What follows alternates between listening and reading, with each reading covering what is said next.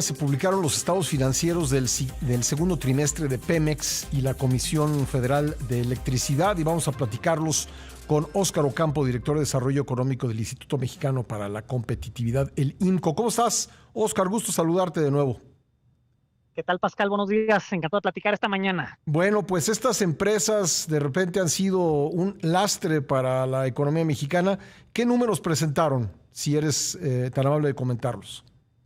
Bueno, sí, empezamos con la parte más positiva. La CFE acumula utilidades en lo que va del año, ¿no? Acumula 47.6 mil millones de pesos. Se reducen un poco sus ingresos por un menor precio del gas natural, ¿no? Que es el principal combustible que no solamente utiliza, sino que también comercializa a clientes industriales, etcétera. Pero al final del día, la hoja de resultados es positiva.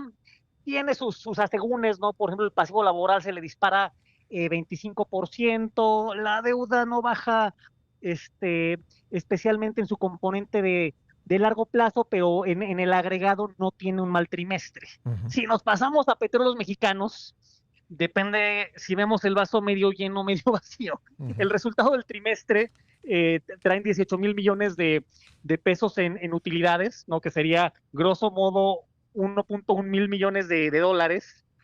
Pero si lo comparamos si tenemos dos consideraciones aquí, ¿no? La primera es, en el año acumula pérdidas por 27 mil millones de pesos, es decir, todo el conflicto en Medio Oriente le ayudó en el trimestre, pero no es suficiente para compensar las pérdidas que traía del primer trimestre. Y si lo comparamos con sus pares, ¿no? Con Exxon, bueno, Exxon reporta más de 6 mil millones de dólares en utilidades. Shell, lo mismo.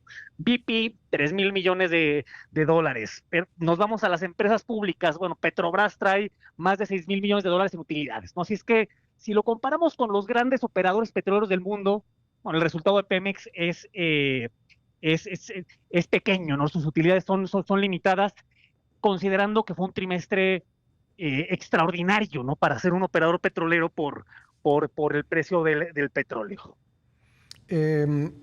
Entonces, tú no dirías, tú dirías que estas son circunstancias extraordinarias, que no es que esté revirtiéndose la pérdida que normalmente le hemos visto a Petróleos Mexicanos.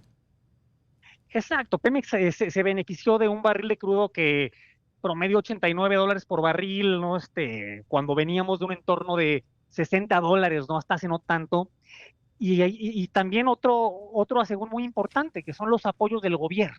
Uh-huh. ¿No? En lo que va del año, Pemex ha recibido poco más de 100 mil millones de pesos en aportaciones gubernamentales, aportaciones que se van a acabar, de acuerdo a lo que anunció el gobierno federal, a partir de 2027. Entonces, que si quitásemos esas aportaciones gubernamentales, el resultado de Pemex se vería muy distinto. Ya, esos datos que nos proporcionabas de Exxon, de BP, de Petrobras y de otras, ¿son del trimestre o del año? Son del trimestre. Ajá, son datos trimestrales. Las petroleras tuvieron trimestres verdaderamente extraordinarios, ¿no? Para darte un ejemplo, Exxon pasó del segundo trimestre de 2025 de reportar 4.2 mil millones de dólares en utilidades a reportar 6. Uh-huh. Así es que estamos hablando de cambios muy importantes, y donde Pemex, la verdad es que no vemos ese beneficio, no vemos ese patrón que sí vemos en el resto de operadores públicos y también los operadores privados. Aunque puede ser un poco obvio la pregunta, pero ¿a qué puede deberse que, a diferencia de sus competidores o empresas digamos, del mismo ámbito, pues no haya logrado tener este tipo de utilidades en un trimestre que ya nos decías fue extraordinario? Mira, creo que no es para nada es obvia esa pregunta, ¿no? Porque la respuesta tiene que ver con consideraciones políticas, ¿no? La primera razón es, Pemex tiene una plataforma de exportación en mínimos históricos, ¿no? Estamos exportando menos de 500 mil barriles diarios, cuando históricamente exportábamos más de 1 millón, ¿no? Incluso 1,5 millones hasta hace no tanto.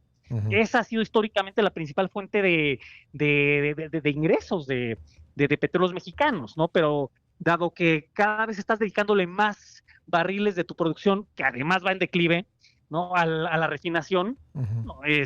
Ahí estás mermando por decisión propia tus utilidades. Recordemos que históricamente Pemex opera con números rojos en el segmento de refinación, ¿no? Así es que esa es la razón principal, ¿no? Que es una razón que responde a una decisión de política pública, y también se acompaña de una razón estructural, ¿no? Que es que Pemex no tiene dinero para invertir, y mientras no tengas dinero para invertir, no vas a revertir el declive de tu producción petrolera, ¿no? Esa es la segunda razón, ¿no? La plataforma de producción de Pemex no te da para refinar y al mismo tiempo exportar una cantidad suficiente que te permita reportar utilidades interesantes, por no hablar también de la deuda, ¿no? Que aunque baja 9.1%, sigue siendo la más endeudada del mundo, con 77,000 millones de dólares, incluyendo la deuda de corto y de largo plazo.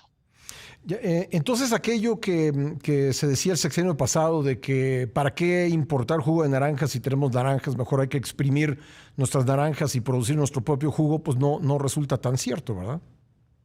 Es que la realidad es que en el sector petrolero las utilidades más interesantes se generan en la parte de aguas arriba, ¿no? En la exploración y producción. El negocio de la refinación es un negocio de márgenes muy pequeños, ¿no? Y eso no quiere decir que no haya refinerías rentables, ¿no? En Texas las hay, en Luisiana las hay, pero las de Pemex tienen una serie de complicaciones que tienen que ver con infraestructura obsoleta, ¿no? Pensemos en Madero, no en Tamaulipas. Bueno, es una refinería que tiene más de 100 años, ¿no? Y que no se ha adecuado a la realidad de 2026. Tiene que ver también con la dieta que se le inyecta a las refinerías, ¿no? Históricamente México producía crudo ligero, hoy por hoy producimos crudo pesado, pero las refinerías están configuradas para crudo ligero, ¿no? Así es que eso hace que tengas pérdidas o que tengas un componente grande de combustóleo, el cual vale menos que el barril de crudo, ¿no? Así es que por estas razones, para México en lo particular, no es un buen negocio apostarle a la refinación de petróleo. Bueno, pues te agradezco mucho, Oscar, que nos hayas acompañado esta mañana en el programa para comentar este tema de los resultados de Pemex y de la CFE. Muchísimas gracias. Muchas gracias, Pascal. Excelente día. Gracias, Óscar Ocampos, director de Desarrollo Económico del Instituto Mexicano para la Competitividad, el INCO.